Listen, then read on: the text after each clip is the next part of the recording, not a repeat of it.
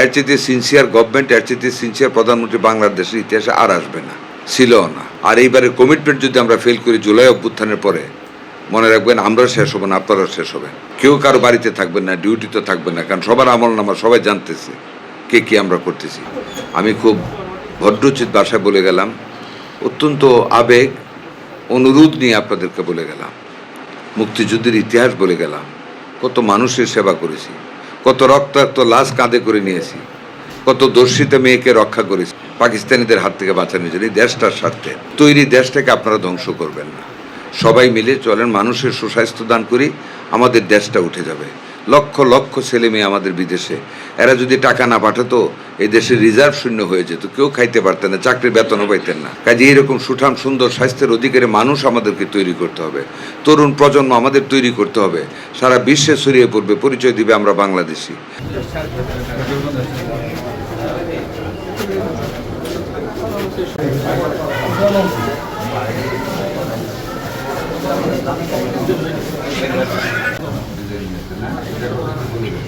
Sir এটা নিয়ে 2022 সালের এই রাশেদ স্যার কাগজটা দেখাও নিয়ে আসো। কাগজটা নিয়ে আসো স্যার, আমার কাছে কাগজটা দেখাও। আচ্ছা না ইমার্জেন্সি এর কথা আছে স্যার,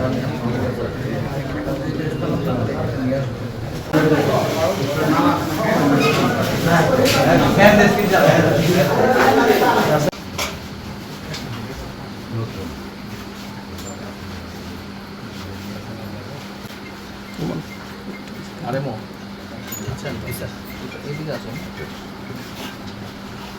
স্যারের সাথে সাথে থাকি, ঠিক আছে একটু জায়গা দেন, জায়গা দেন, প্রশ্ন করলে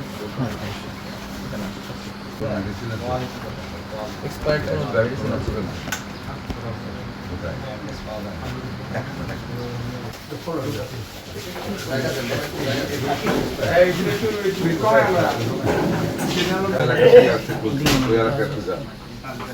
এলাকাটা খোঁজাবেন, আরো বাচ্চা আনভ্যাকসিনেটেড আছে কিনা, ভ্যাকসিনের কার্যক্রমটা দ্রুত গতি করে আবার করে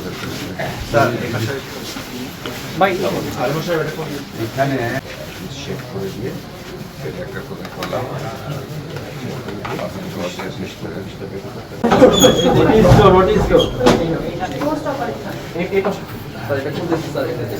এবং এক্সট্রা বলে যাই কিছু বলে এটা হয় মডার্ন এখানে আছে নয় পপুলারে পরীক্ষাগুলো টেস্ট করে দেখেন যে এখানে কোনো